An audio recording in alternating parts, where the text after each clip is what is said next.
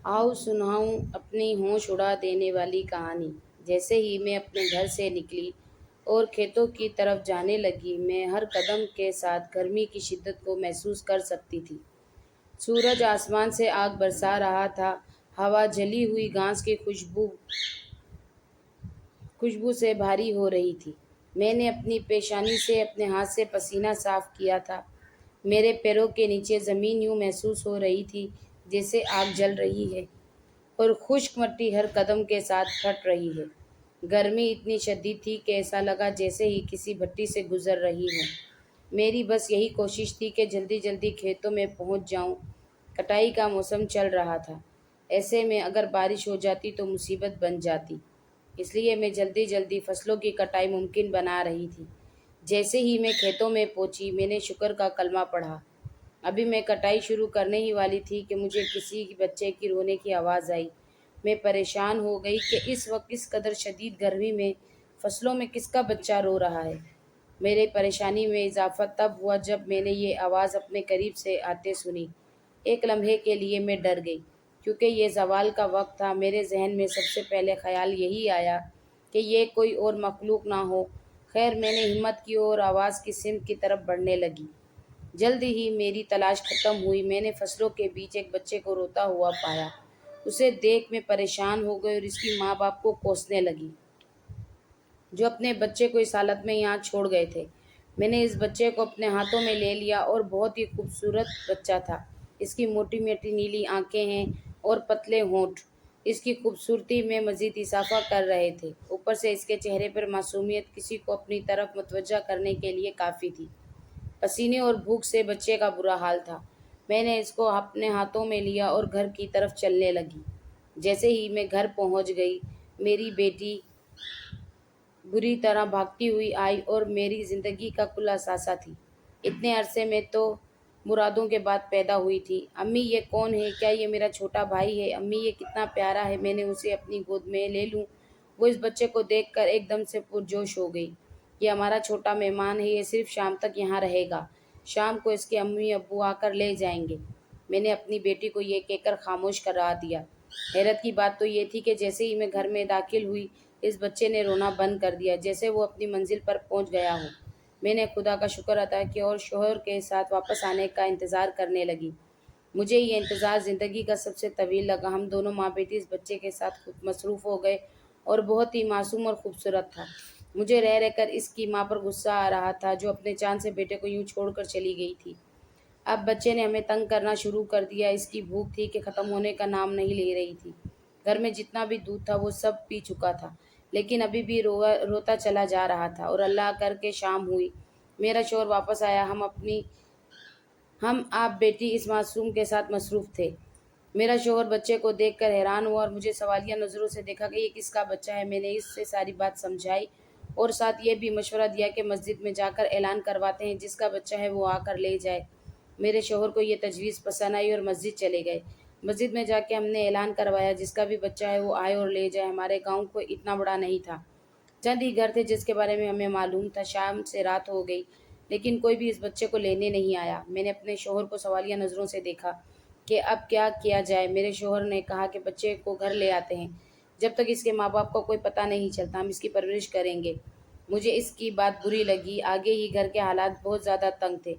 ऐसे में एक और नफ्स का इजाफा हालात में मज़ीद खराबी का सबब बनता। इसके दूध का खर्चा भी इतना था कि हम चंद दिनों में ही कंगाल हो जाते। मैंने दिन के वाक़ये के बारे में उसे बताया, किस तरह इसने सारा दूध पी लिया है। इसने दूध जवाब दिया, रिस्क देना अल्लाह के हाथ में है। इसने ये बच्चा अगर हमारी तरफ भेजा है तो ज़रूर इसका रिस्क का बंदोबस्त भी किया होगा। कहीं ना कहीं मेरे शोहर की बेटे की देरीना ख्वाहिश पूरी हो रही थी, जिस पर वह बहुत ज़्यादा खुश था। मेरा नाम मारिया है। मैं लाहौर के छोटे से गांव में रहती हूँ। अजमल से मेरी शादी अपनी मर्ज़ी से हुई थी। घर वालों के लाख मुखालफतों के बावजूद भी मैंने अजमल का साथ नहीं छोड़ा। अजमल को अपना कोई बड़े पैमाने का कारोबार नहीं था। इसकी एक मामूली सी किरियाने की दुकान थी और इसकी तालीम भी कोई इतनी ज़्यादा अच्छी नहीं थी, लेकिन हम इस पर भी राज़ी थे। हमारी एक ही बेटी है, आयशा, जो 7 सालों की मन्नतों और मुरादों के बाद पैदा हुई। यही हमारी ज़िंदगी का कुल असासा है। मैं अपनी ज़िंदगी से मुतमईन थी, मगर दौलत एक ऐसी हकीकत है जिसको झुटलाया नहीं जा सकता। अगर ये बात सोचती थी कि हमारी ज़िंदगी में खुशगवार तब्दीली कब आएगी, کب ہم بھی اپنی بیٹی کو شہزادیوں کی طرح لباس پہنائیں گے؟ کب اس کے چھوٹے چھوٹے سے خواہش کو بھی پورا کریں گے؟ پھر ہماری زندگی میں وہ تبدیلی آ ہی گئی، اس نے ہماری زندگی کو بدل کر رکھ دیا تھا۔ یہ لمحہ اس دن میرے زندگی آیا جب وہ بچہ گھر میں لے کر آئے تھے، اور وہ بچہ اگلی صبح جب میری آنکھ کھلی میں نے اس بچے کو اپنے پہلو میں لپٹا ہوا پایا۔ وہ ہلکا ہلکا مسکرا رہا تھا۔ اس کی مسکراہٹ دیکھ کر مجھے یوں لگا جیسے میری ساری پریشانیاں ختم ہو گئی ہیں۔ میں نے اپنی روح میں سکون اترتا محسوس کیا۔ میں نے اس بچے کا نام رضا رکھ دیا۔ کچھ ہی دنوں میں ہمارے گھر کے حالات بدل گئے۔ میرے شوہر کی پہلے دکان چلتی نہیں تھی، اب وہاں ہر وقت گاہکوں کا رش لگا رہتا۔ میں نے اپنا گھر پکا کروا لیا تھا، اب میں نے کھیتوں میں کام کرنا بھی چھوڑ دیا تھا اور اس کے لیے وہاں پر مزدور رکھ لیے تھے۔ ہماری اپنی زمینیں تھیں اور ہماری اچھی آمدنی ہو جاتی تھی۔ مجھے یقین ہو گیا تھا کہ یہ اسی بچے کی وجہ سے ہو رہا ہے۔ اس کو گھر میں لے کر آنے کا فیصلہ میرا غلط نہیں تھا۔ وہ باقی بچوں سے مختلف تھا اور تیزی سے بڑا ہو رہا تھا۔ 6 ماہ کی عمر میں وہ 1 سال کا لگتا تھا۔ وہ چیزیں بہت جلد سیکھنے لگا تھا۔ اب میرا زیادہ تر وقت اپنے دونوں بچوں کے ساتھ گزرتا تھا۔ عائشہ 10 سال کی ہو چکی تھی، رضا بھی 4 سال کا ہو گیا تھا۔ اب اسے اسکول میں داخل کروانے کا وقت آ گیا تھا۔ اگلے دن میں نے رضا کا داخلہ قریبی پرائمری اسکول میں کروایا۔ آج رضا کا اسکول میں پہلا دن تھا۔ میں نے ہمیشہ کی طرح اسے نصیحت کی، لڑکے سے لڑائی جھگڑا نہیں کرنا، امن کے ساتھ رہنا، اگر کوئی شرارت کر بھی دے تو آپ نے خاموش رہنا ہے۔ میری اس بات پہ اس نے معصومیت سے سر ہلایا۔ میں معمول کی طرح گھر کے سارے کام نمٹا رہی تھی، مجھے رضا کے اسکول سے کال آئی۔ جو خبر میں نے سن کر تو میرے ہوش اڑ گئے۔ پرنسپل صاحب نے بتایا اس نے ایک بچے کا سر پھاڑ دیا ہے۔ بچہ 1 سال کا یہ حرکت کیسے کر سکتا ہے؟ میں پریشانی کے عالم میں اسکول پہنچی۔ رضا میرے پہنچنے سے پہلے ہی پرنسپل صاحب کے آفس میں بیٹھا ہوا تھا۔ اس کے چہرے میں ویسے ہی معصومیت تھی، لیکن اس کی آنکھیں عجیب سی تھیں۔ پرنسپل نے کہا، سنبھالیں اپنے بیٹے کو، اسکول ایک پرامن جگہ ہے، نہ کہ قتل و غارت کا گہوارہ۔ آپ اپنی پیدائشی پاگل اور مجرم بیٹے کو پہلے کسی اچھے ڈاکٹر سے چیک اپ کروائیں۔ پرنسپل صاحب کی باتیں سن کر مجھے بہت شرمندگی ہوئی۔ میری آنکھوں میں آنسو آ گئے تھے۔ رضا میری طرف ہی دیکھ رہا تھا۔ دیکھتے ہی دیکھتے اس کی آنکھیں لال ہو گئیں۔ میں اسے اپنے ساتھ گھر لے آئی۔ گھر آ کر جب میں نے رضا سے پوچھا اس حرکت کی آخر وجہ کیا تھی، اس نے مجھے کہا کہ فلاں لڑکے نے آپ کو گالی دی تھی۔ میرا بس چلتا تو میں اسے جان سے مار دیتا۔ اس معصوم سے بچے کے لہجے میں چٹانوں کی سختی تھی۔ ایک لمحے کے لیے میں ڈر گئی۔ میں نے اسے سمجھایا اور اس سے وعدہ لیا کہ آئندہ ایسی کوئی حرکت نہیں ہوگی۔ کچھ دنوں بعد جو واقعہ پیش آیا اس نے گاؤں والوں کے ہوش اڑا کر رکھ دیے تھے۔ گاؤں والوں کو پرنسپل کی کٹی پھٹی لاش نزدیک کے جنگل میں ملی۔ لاش کو دیکھ کر یوں لگتا تھا جیسے کسی جانور نے چیر پھاڑا ہو۔ اس واقعے کے بعد سب گاؤں والوں کے دلوں میں خوف کی لہر دوڑ گئی اور ہر کوئی بہت خوفزدہ ہو گیا تھا اور ڈر گیا تھا۔ اس جنگل کے بارے میں دیکھتے ہی دیکھتے بہت سی کہانیاں مشہور ہو گئیں۔ لوگوں نے اب اس جنگل میں جانا ترک کر دیا تھا۔ وقت گزرنے کے ساتھ ساتھ رضا کی شرارتوں میں بھی اضافہ ہوتا گیا۔ اس کا داخلہ میں نے دوسرے اسکول میں کروا دیا تھا۔ خدا کا شکر تھا کہ اس کے بعد اس نے ایسی کوئی حرکت نہیں کی۔ پورا محلہ ہی ہے اس کی شرارتوں سے عاجز آ گیا تھا۔ بچے سے لے کر بوڑھے تک اس نے کسی کو نہیں چھوڑا تھا۔ اس کی شرارتیں اتنی انوکھی اور عجیب سی ہوتی جو اگلے بندے کا نقصان تو نہیں کرتی تھی لیکن اسے ہلا کر رکھ دیتی تھی۔ اس کے اندر غیر معمولی طاقتیں تھیں اور ذہانت بلا کی تھی۔ کبھی کبھی میں بھی حیران ہوتی تھی کہ اتنی چھوٹی عمر میں کوئی اتنا ذہین اور طاقتور کیسے ہو سکتا ہے۔ رضا اب 8 سال کا ہو چکا تھا۔ ایک دن تو اس نے حد ہی کر دی۔ عائشہ معمول کی طرح اسکول سے گھر واپس آئی لیکن اس کے ساتھ رضا نہیں تھا۔ جب میں نے عائشہ سے پوچھا تو اس نے کہا کہ وہ بریک سے پہلے ہی وقت پر چھٹی منگوا کر آ گیا تھا اور یہ بھی کہ اس نے پہلے ہی مجھ سے اجازت لے لی تھی۔ عائشہ کی بات سن کر ایک دم سے پریشان ہو گئی۔ وہ بھی اتنا بڑا نہیں ہوا تھا کہ ایسے راستوں کا علم ہوتا۔ میں نے عائشہ کو ڈانٹا کہ اس نے اس کی بات کا یقین کیوں کیا۔ دن سے شام اور شام سے رات ہو گئی لیکن رضا کا کوئی پتہ نہیں تھا۔ میرا رہ رہ کر برا حال تھا۔ اچانک میں نے دروازے میں اپنے شوہر کے ساتھ رضا کو آتے دیکھا۔ وہ خود ہی اجمل کی دکان پر چلا گیا تھا۔ میں حیران تھی کہ اسے راستہ کیسے معلوم۔ جب میں نے رضا سے پوچھا تو اس نے کہا جب وہ 3 سال کا تھا تو ایک بار میرے ساتھ پیر کے دن دکان پر گیا تھا۔ اس کی بات سن کر میں اور میرا شوہر ہکا بکا رہ گئے کہ جو بات ہمارے ذہنوں سے محو ہو چکی تھی وہ بلائے ایک 3 سال کے بچے کے ذہن میں کیسی رہ گئی۔ اس کے بعد یہ معمول بن گیا۔ رضا کبھی آدھا دن اور کبھی कभी इससे कम वक्त में गायब रहने लगा था। गांव के कई लोग मुझे ये बात बता चुके थे कि अक्सर ही रज़ा को नज़दीक के जंगल में आता हुआ देखते हैं।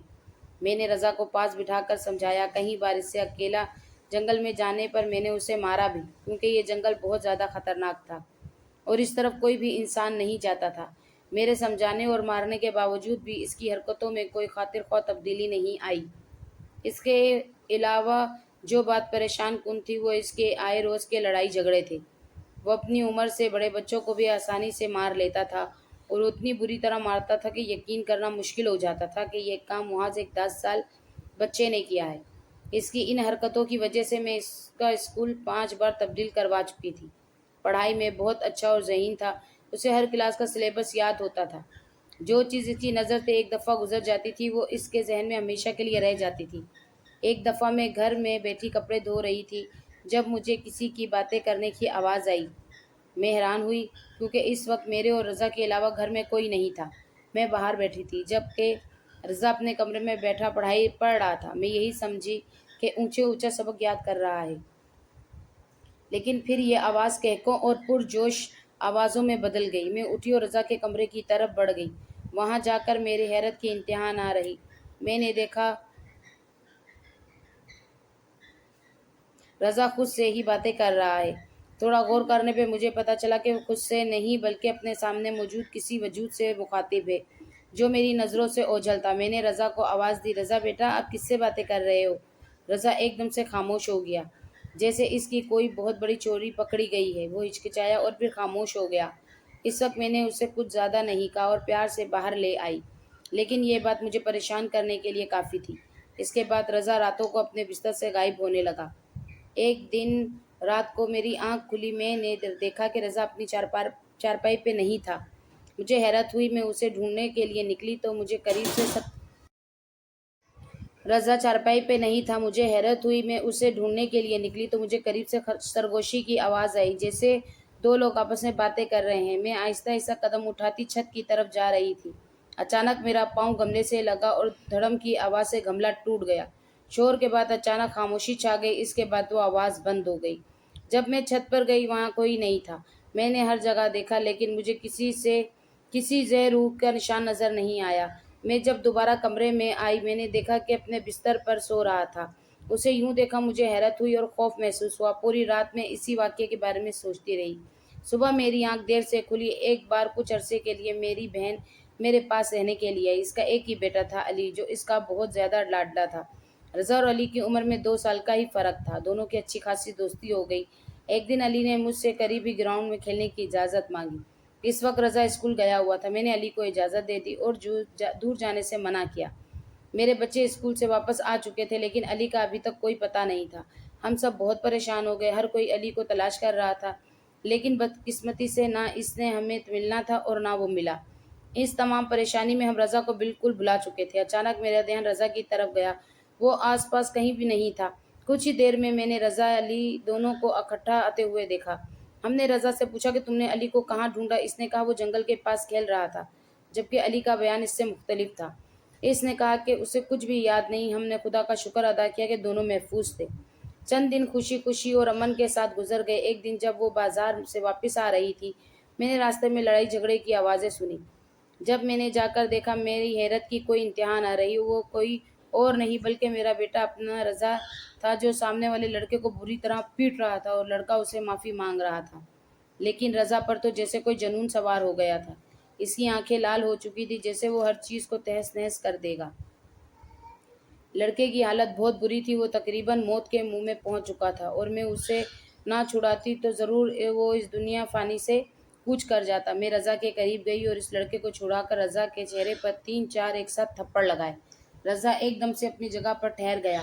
मेरे दिल में जो भी आया मैं उसे कहती गई। इसने बस आगे से एक ही बात नहीं, अगर कोई आपकी बेटी की इज्जत पर उंगली उठाए तो वो चला गया। मुझे सारी बात समझ आ गई। वो लड़का भी कोई शरीफ लड़का नहीं बल्कि हमारे मोहल्ले का लोफर था। मुझे शिद्दत से अपनी गलती का एहसास हुआ। रात को मैंने रज़ा की पसंदीदा भिंडी बनाई। रज़ा की एक अजीब आदत थी, वो खाना हमारे साथ नहीं बल्कि अपने कमरे में अकेले बैठ के खाता था। आज मैंने इसके साथ बैठकर खाने का इरादा किया, शायद उसे अपनी गलती का थोड़ा सा अजाला कर सकूं। रज़ा जब घर वापस आया میں نے اس کے سامنے رکھا۔ آج ہم دونوں ماں بیٹا مل کر کھائیں گے۔ میری بات سن کر رضا کے چہرے پر ایک سایہ لہرایا۔ امی، مجھے بالکل بھی بھوک نہیں ہے۔ میں باہر سے دوستوں کے ساتھ کھا کر آیا ہوں۔ آپ میرے لیے کھانا رکھ دیں، میں رات کو لیٹ کھاؤں گا۔ لیکن میرے بہت اصرار کرنے پر جب اس نے ایک نوالا لیا، ساتھ ہی اس نے الٹی کر دی۔ میں پریشان ہو گئی۔ تمہاری طبیعت تو ٹھیک ہے نا؟ اس کے لیے دوائی لے آئی۔ اگلے دن بھی ایسے ہی اتفاق ہوا۔ ہم سب کو اکٹھا کھانے کا موقع ملا، لیکن رضا کچھ غیر آرام دہ محسوس کر رہا تھا۔ جب اس نے ایک نوالا لیا، ساتھ ہی اس نے الٹی کر دی۔ اس کے بعد دوبارہ ایسا ہوا۔ مجھے سمجھ نہیں آ رہی تھی کہ آخر معاملہ کیا ہے۔ رضا معذرت کر کے اپنے کمرے میں چلا گیا۔ رضا اب بڑا ہو چکا تھا۔ وہ جوانی کی دہلیز پر قدم رکھ چکا تھا۔ اس کا اچھا قد کاٹ نکل آیا تھا۔ وہ کسی بھی لڑکی کے خوابوں کا شہزادہ ہو سکتا تھا۔ میں روز اس کو دیکھ کر نظر اتارتی، لیکن ان سب میں جو چیزیں مجھے سب سے زیادہ پریشان کرتی تھی وہ رضا کی عجیب حرکتیں تھیں۔ راتوں کو اچانک غائب ہو جانا، گھنٹوں گھنٹوں تک اکیلے باتیں کرتے رہنا۔ کچھ دن بعد ہمارے گاؤں میں ایک دل دہلا دینے والا واقعہ ہوا۔ کسی نے ایک لڑکی کی عصمت داری کرنے کے بعد جنگل میں پھینک دیا تھا۔ اس واقعے سے سب کے دلوں میں پریشانی اور خوف کی لہر دوڑ گئی۔ جب میں نے اس بات کا ذکر رضا سے کیا، اس کی آنکھیں ایک دم سے لال ہو گئی۔ وہ ضرور اپنے انجام کو پہنچے گا، رضا نے سخت الفاظ میں کہا اور کھانا چھوڑ کر باہر چلا گیا۔ شام کو ہی سب لوگوں نے جو منظر دیکھا اسے وہ حیران رہ گئے۔ برگد کے پیڑ کے ساتھ ایک شخص کی لاش لٹکی ہوئی تھی، جس پر ایک تحریر لکھی تھی: جو بھی کالے دھندوں میں ملوث ہوگا، اس کا یہی انجام ہوگا۔ ہر طرف دہشت طاری ہو گئی۔ ہمارے قریبی علاقے کا ماحول بہت بدل گیا تھا۔ لوگوں نے شام کے وقت گھر سے باہر نکلنا چھوڑ دیا تھا۔ رضا اب خاموش رہنے لگا تھا۔ وہ ہر وقت گمسم اور کسی گہری سوچ میں ڈوبا رہتا۔ وقت بہت تیزی سے گزر رہا تھا۔ عائشہ کی عمر 19 سال جبکہ رضا 15 سال کا ہو گیا تھا، لیکن دیکھنے میں وہ اپنی عمر سے بہت زیادہ بڑا دکھتا۔ وہ 25 سال خوبرو نوجوان لگتا تھا۔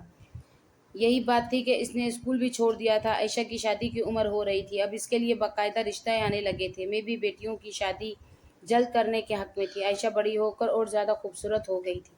بڑی بڑی کالی آنکھیں، خوبصورت ناک، پتلا ہونٹ باریک، اس کی خوبصورتی کو مزید چار چاند لگاتے تھے۔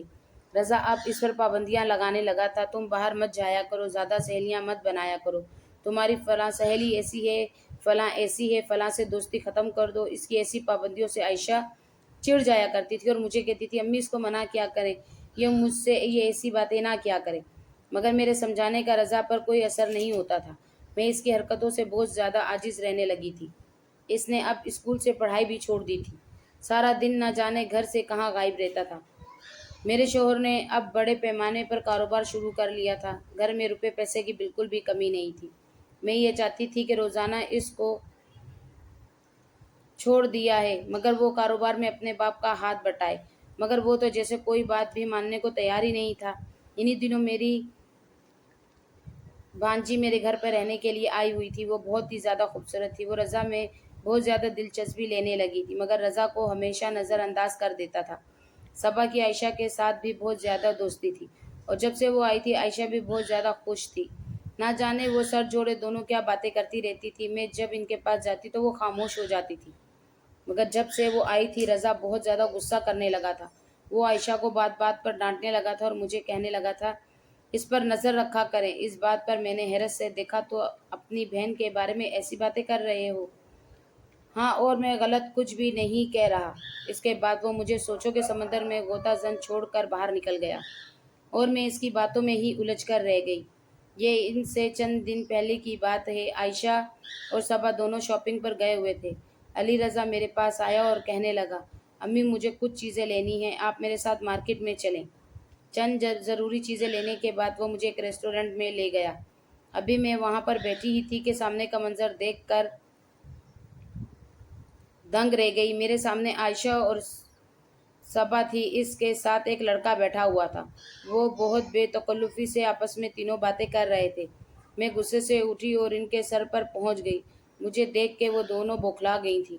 ان دونوں کو لے کر میں اسی وقت گھر واپس آئی۔ گھر آنے کے بعد میں نے عائشہ پر تھپڑوں کی بارش کر دی تھی۔ یہ صلہ دیا ہے تم نے ہماری محبت کا۔ مجھے سمجھ نہیں آ رہی تھی کہ میں کیا کروں۔ غصے میں میرا دماغ گھوم رہا تھا۔ رضا نے مجھے سنبھالا تھا اور اس نے بتایا کہ یہ بات وہ کافی ٹائم سے جانتا ہے اور وہ مجھے یہی بتانے کی کوشش کر رہا تھا۔ عائشہ نے بتایا کہ وہ اس لڑکے کو پسند کرتی ہے اور اس کے ساتھ شادی کرنا چاہتی ہے۔ میں نے کہا ٹھیک ہے، اب اسے بلاؤ گھر پر۔ اس لڑکے نے شادی سے صاف انکار کر دیا تھا۔ اس نے کہا کہ ہم صرف اچھے دوست تھے اور اس کے بعد وہ لڑکا تو جیسے کہیں غائب ہو گیا تھا، کبھی عائشہ کی زندگی میں دوبارہ نہیں آیا۔ عائشہ اپنے کیے پر بہت زیادہ شرمندہ تھی، وہ پچھتا رہی تھی۔ میں بھی اس کی ماں تھی، کب تک ناراض ہو سکتی تھی؟ پھر میں نے اسے صاف معاف کر دیا۔ وہ اس رات کو سوتے ہوئے میری آنکھ کھلی، مجھے ایسے لگا جیسے صحن میں بہت زیادہ لوگ چل پھر رہے ہیں۔ مجھے قدموں کی صاف آواز سنائی دے رہی تھی۔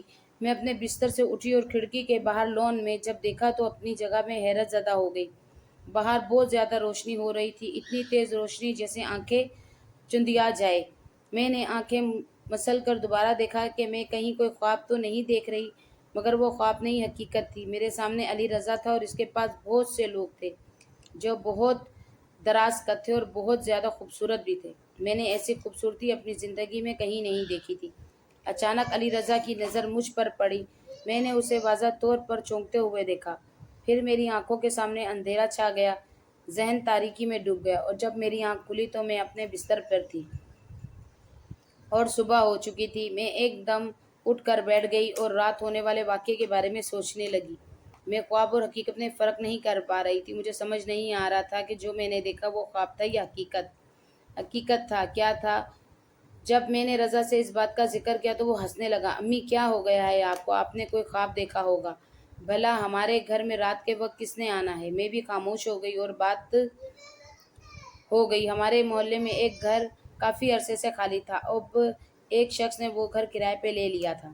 کچھ دن گزرے تھے کہ وہاں پر لوگوں کا ہجوم رہنے لگا، لوگ جھوک در جھوک اس کے پاس آنے لگی۔ میری ملازمہ نے بتایا کہ وہ ایک عامل ہے اور لوگوں کا علاج کرتا ہے۔ ان دنوں وہ رضا پر پریشان رہنے لگا تھا۔ جب اس کی پریشانی کا سبب پوچھتی تو وہ مجھے ٹال دیتا تھا۔ پچھلے چند دنوں سے عائشہ بھی عجیب و غریب حرکتیں کر رہی تھی، ہر وقت فضاؤں میں گھورتے ہوئے نہ جانے کیا تلاش کرتی رہتی تھی، اور جب میں اس کو بلاتی تو وہ چونک پڑتی تھی۔ اس دن میری طبیعت بہت زیادہ خراب ہو رہی تھی، میرے کمرے میں سانس گھٹ رہا تھا، میں صحن میں آ گئی تھی۔ اچانک میں نے عائشہ کے کمرے کا دروازہ کھلنے کی آواز سنی اور اسے کمرے میں سے باہر آتے ہوئے دیکھا، اور بالکل ناک کی سیدھ میں چلی آ رہی تھی۔ میں نے اسے مخاطب کیا مگر اس نے جیسے سنا ہی نہیں، جیسے وہ نیند میں چل رہی ہو۔ میں نے اسے بہت پکارا۔ جب وہ میرے پاس سے آگے گزرنے لگی تو میں نے اس کا بازو پکڑ لیا اور اسے ہوش میں لانے کی کوشش کرنے لگی، مگر وہ تو جیسے پاگل ہو چکی تھی، کسی طور بھی وہ رکنے کو تیار نہیں تھی۔ وہ باہر جانے کے لیے بھرپور کوشش کر رہی تھی۔ اتنے میں شور کی آواز سن کر رضا بھی اپنے کمرے سے باہر نکل آیا۔ عائشہ کی حالت دیکھ کر اس کی آنکھیں لہو رنگ ہوئی اور وہ بہت زیادہ غصے میں آ گیا تھا۔ اونچی آواز میں بڑبڑایا، اب حد سے بڑھ گیا ہے، اس کا انتظام کرنا پڑے گا۔ میں نے چونک کر اسے دیکھا۔ تم کس کی بات کر رہے ہو؟ اس نے میرے کسی بات کا جواب نہیں دیا۔ عائشہ کو دونوں بازو سے پکڑ کر اپنے سامنے کھڑا کیا اور اس کی آنکھوں میں دیکھنے لگا۔ عائشہ جیسے ہوش کی دنیا میں واپس آ گئی تھی۔ ارے میں یہاں کیسے آ گئی؟ میں تو اپنے کمرے میں سو رہی تھی۔ میں نے محسوس کیا کہ کچھ تو گڑبڑ تو ہے۔ میں نے عائشہ کو اس کے کمرے میں سونے کے لیے بھیج دیا اور خود اپنے کمرے میں آ گئی۔ جاتے جاتے میں نے رضا کو بھی سونے کی تلقین کی تھی۔ وہ میری بات سن کر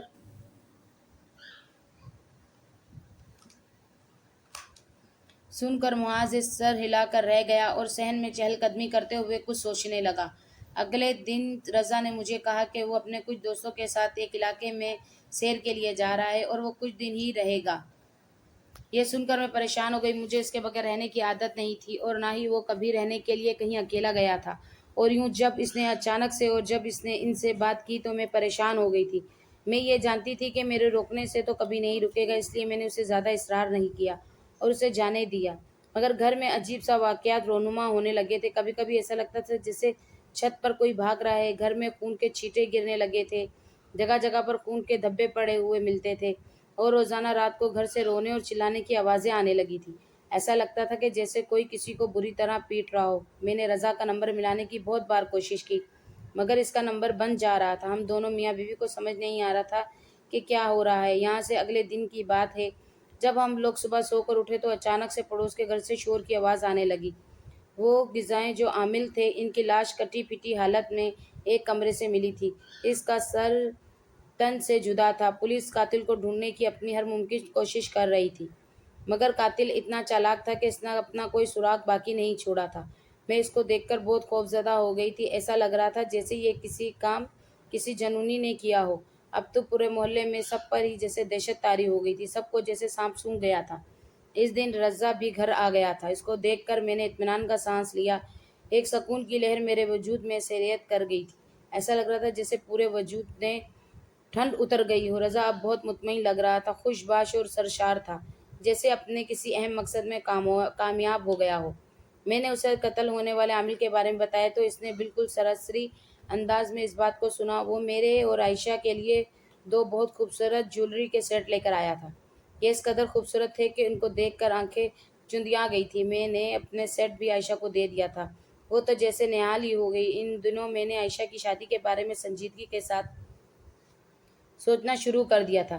میں چاہتی تھی کہ اسے جلدی سے اپنے گھر کا کر دوں۔ عائشہ کو پڑھائی میں کوئی دلچسپی نہیں تھی، نہ ہی اس کے علاوہ کوئی اور سرگرمی تھی۔ اسے میں نے گھر بٹھا کر میں نے کیا کرنا تھا؟ میں نے 2-3 لوگوں کو رشتے کے لیے کہا تھا۔ رضا بھی یہ بات بہت اچھے سے جانتا تھا۔ اس نے مجھے کہا، آپ نے جو بھی فیصلہ کرنا ہے سوچ سمجھ کر کرنا ہے۔ پہلے تو اس کے لیے بہت عجیب سے رشتے آ رہے تھے جو کسی طور پر بھی میرے سمجھ سے نہیں آ رہے تھے۔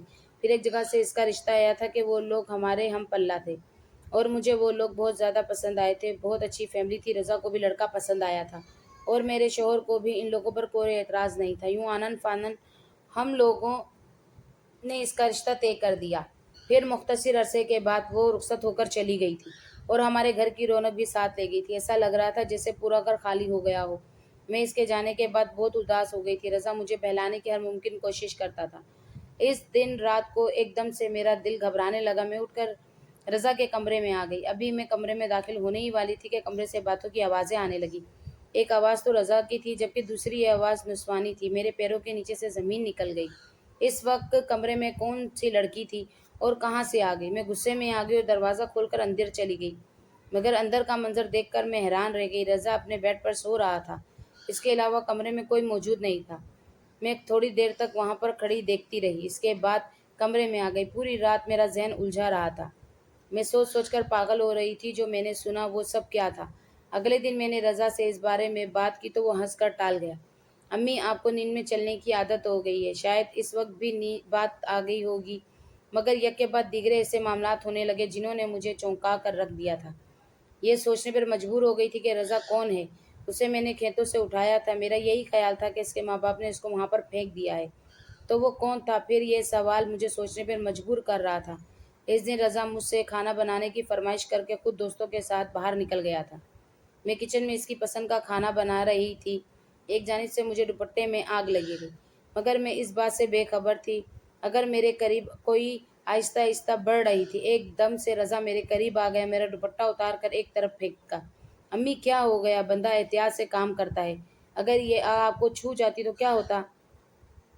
میں بھی ایک قدم بوکھلا گئی تھی، پھر ایک خیال آنے کے تحت اپنی جگہ جیسے تھم کر رہ گئی۔ تم تو رضا گھر پر نہیں تھے، پھر یوں اچانک کیسے آ گئے؟ وہ بھی ایک دم چپ ہو گیا تھا۔ ہم دونوں خاموش نگاہوں سے ایک دوسرے کو دیکھ رہے تھے۔ رضا، کون ہو تم؟ سچ سچ مجھے بتاؤ، تم کون ہو؟ امی، میں آپ کو سب کچھ بتا دوں گا وقت آنے پر۔ نہیں، مجھے ابھی سب کچھ جاننا ہے۔ میرا لہجہ ضدی بچے کی طرح ہو گیا تھا۔ وہ مجھے لے کر کمرے میں آ گیا اور کہنے لگا، جب میں چھوٹا سا تھا تو یہی سمجھتا تھا کہ آپ کا بیٹا ہوں اور میں آپ لوگوں میں سے ہی ہوں۔ جب آپ لوگ کہیں آگے پیچھے ہوتے تھے اور میں اکیلا ہوتا تھا، تب میرے پاس ایک عورت آتی تھی اور مجھے بہت سے کھانے پینے کی چیزیں دیتی تھی اور مجھ سے بہت زیادہ پیار کرتی تھی۔ شروع میں یہ سمجھنے سے قاصر تھا کہ وہ عورت کون تھی، مگر وقت گزرنے کے ساتھ ساتھ مجھے سب کچھ سمجھ آتی گئی۔ وہ عورت میری ماں تھی اور میں ایک جن کی اولاد تھا۔ ہاں، میں ایک جن زادہ ہوں۔ میرے قبیلے میرے بہت زیادہ دشمن ہیں، اس لیے میری ماں مجھے یہاں پر آپ کے لیے چھوڑ گئی تھی۔ جب آپ نے مجھے کھیتوں سے اٹھایا تھا تب وہ میرے پاس ہی تھی، مگر وہ آپ کو نظر نہیں آ رہی تھی۔ مجھے ایک مجبوری کے تحت یہاں پر بھیجا تھا۔ اپنے قبیلے میں میری جان کو خطرہ تھا اور میرے قبیلے میں سے کوئی بھی نہیں جانتا تھا کہ میں اس گھر میں آپ کے پاس رہ رہا ہوں۔ وہاں پر سبھی جانتے تھے کہ میں پیدا ہوتے ہی مر گیا تھا۔ میں 20 سال تک آپ کے پاس رہوں گا۔ اس کے بعد میں اپنی دنیا میں واپس چلا جاؤں گا۔ مجھے آپ کے پاس صرف 1 سال رہ گیا ہے، اس کے بعد میں اپنی دنیا میں، اپنے لوگوں میں، اپنے ماں باپ کے پاس لوٹ جاؤں گا۔ یہ سب سن کر میری آنکھوں میں آنسو آ گئے تھے۔ وہ چھوٹا سا تھا جب میں نے اسے پالا تھا اور مجھے سگی اولاد کی طرح عزیز تھا۔ اس کی جدائی کا سوچ سوچ کر میری روح فنا ہو رہی تھی، اور جب وہ مجھ سے دور چلا جاتا تو تب میرا کیا حال ہوتا۔ رضا نے مجھے تسلی دی اور کہا کہ وہ میرے پاس آتا رہے گا، مجھ سے ملتا رہے گا، میری خیر خبر رکھے گا۔ پھر وہ وقت آ بھی گیا جب اسے ہم لوگوں سے رخصت ہونا تھا۔ اس نے رخصت ہونے کے بعد مجھے اس کی اصلیت عائشہ اور اپنے شوہر کو بتانی پڑی تھی۔ باقی لوگوں کو میں نے یہی کہا تھا کہ باہر کے ملک میں چلا گیا ہے۔ رضا اور عائشہ کے بغیر میری زندگی بہت سونی سونی سی گزرنے لگی تھی۔ جب کبھی ایسا یہاں پر آ کر رہتی جیسے گھر میں رونق آ جاتی تھی۔ رضا بھی ہر دوسرے دن میرے پاس آتا رہتا تھا۔ وہ میرا بہت زیادہ خیال رکھتا تھا اور مجھے اکثر اپنے ساتھ اپنی دنیا میں بھی لے کر جاتا تھا۔ اس دنیا کو دیکھ کر تو میری آنکھیں پھٹی کی پھٹی رہ گئی تھی۔ اس قدر خوبصورت دنیا تھی جو لفظوں میں بیان نہیں کر سکتے۔ اس دن میں اپنے صحن میں بیٹھی ہوئی تھی کہ اچانک سے ایک عورت میرے پاس آئی۔ میں حیران ہو کر اس کی طرف دیکھنے لگی۔ دروازہ بند تھا اور یہاں کہاں سے آ گئی؟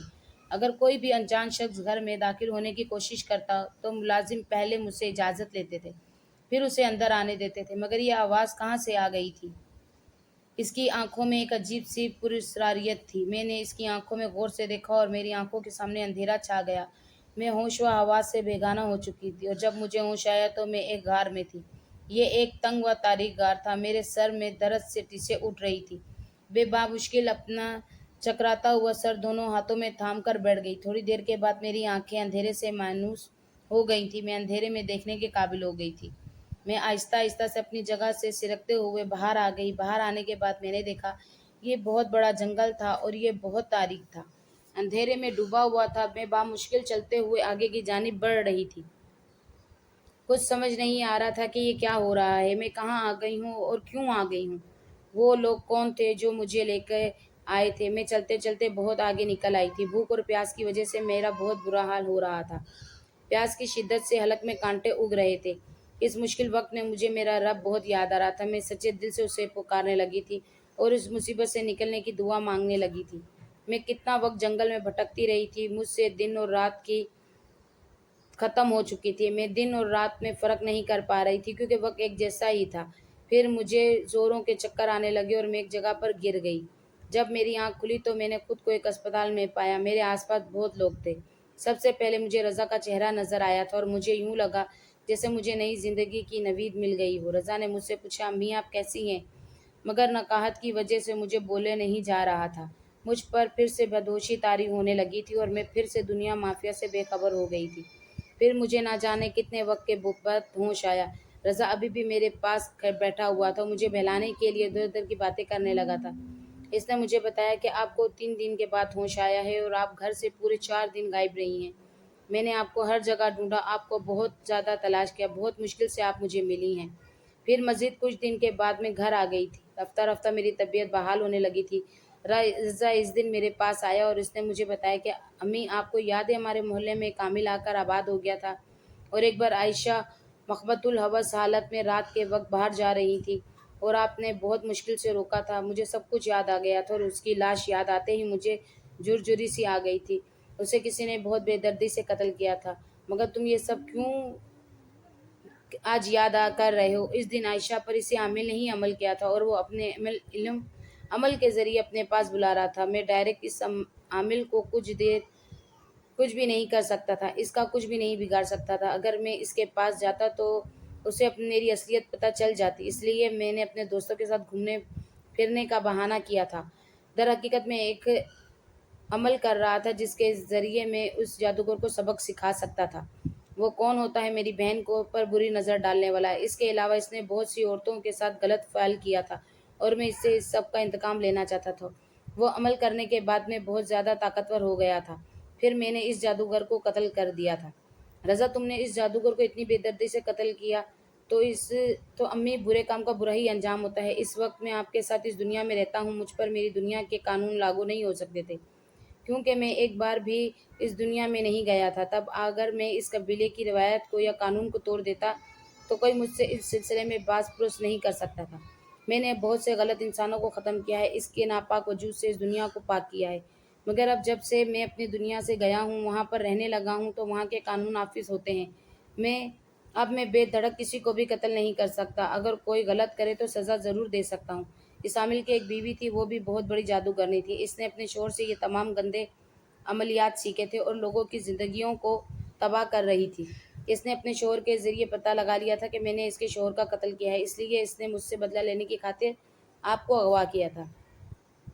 اس دن آپ کو اغوا کرنے والی کوئی اور نہیں، وہ اس عامل کی بیوی تھی۔ میں نے اس کو بہت زیادہ تلاش کرنے کی کوشش کی، پھر بہت مشکل سے آپ کو میں نے ایک جگہ پر ڈھونڈ لیا تھا، مگر وہ جادوگرنی میری نظروں سے روپوش ہو چکی تھی اور تاحال چھپی ہوئی تھی۔ مگر وہ کب تک مجھ سے چھپ کر رہ سکتی؟ ایک نہ ایک دن میرے سامنے آنا ہی پڑے گا۔ جس دن وہ میرے سامنے آئے گی تو میں اسے ایسی سزا دوں گا جو وہ رہتی سانس تک یاد رکھے گی۔ رضا نے اسے بہت زیادہ ڈھونڈنے کی کوشش کی تھی، مگر اس سے نے ملنا تھا نہ وہ ملی۔ پھر ایک دن رضا میرے پاس آیا اور مجھے کہنے لگا، آپ کی گناہ گار کو سزا مل چکی ہے، مگر یہ سزا اسے میں نے نہیں بلکہ اوپر والے نے دی ہے۔ اب وہ موت سے بدتر زندگی گزار رہی ہے، نہ وہ زندوں میں ہے اور نہ وہ مردوں میں۔ کالے عملیات کرنے کی وجہ سے اس کے جسم میں کیڑے پڑ چکے ہیں، اور جس شیطان کو راضی کرنے کے لیے اس نے اپنے رب کی نافرمانی کی تھی، وہ شیطان بھی اس کی کوئی مدد نہیں کر رہا، بہت ہی قابل رحم حالت میں ہے وہ۔ مجھے یہ سن کر کوئی افسوس نہیں ہوا تھا کہ جس طرح سے یہ کالے جادو والے لوگوں کی زندگیوں کو برباد کرتے ہیں، ان کو تنگ کرتے ہیں، اس لحاظ سے یہ سزا ان کے لیے معمولی تھی، ان کا انجام تو اس سے بھی بدتر ہونا چاہیے تھا۔ پھر ایک دن رضا نے مجھے خوشخبری سنائی کہ اس کے ماں باپ کو اس کی شادی کر رہے ہیں۔ اس کی ماں خاص طور پر مجھے شادی کی دعوت دینے کے لیے آئی تھی، جو کہ میں نے خوشی سے قبول کر لی تھی۔ رضا کے لیے میں نے بہت سے خواب دیکھے تھے، جیسے کوئی بھی ماں اپنے بیٹے کے لیے دیکھتی ہے۔ میں نہیں چاہتی تھی کہ وہ ایک جن زادہ ہے، اس کے لیے میں نے اس کی شادی کے حوالے سے بہت سے خواب سجا رکھے تھے اور کتنی ہی لڑکیوں کو میرے بہو کے روپ میں دیکھ چکی تھی، مگر جب مجھے پتہ چلا تھا کہ رضا ایک جن زادہ ہے، میں اپنے تمام خوابوں سے دستبردار ہو گئی تھی۔ اور پھر میں نے اس کی شادی کے تمام فنکشنز میں گئی تھی۔ اس کو دولہا بننا دیکھ کر مجھے بہت خوشی ہوئی تھی۔ میرے دل میں کہیں کہیں یہ کسک پیدا ہو رہی تھی کہ کاش وہ ایک انسان ہوتا اور ہمیشہ میرے ساتھ رہتا۔ اب بھی وہ میرے پاس روزانہ آتا ہے اور میرے ساتھ آ کر ڈھیروں باتیں کرتا ہے۔ میں بھی اگر ایک دن نہ اسے نہ دیکھ لوں تو مجھے چین نہیں آتا ہے۔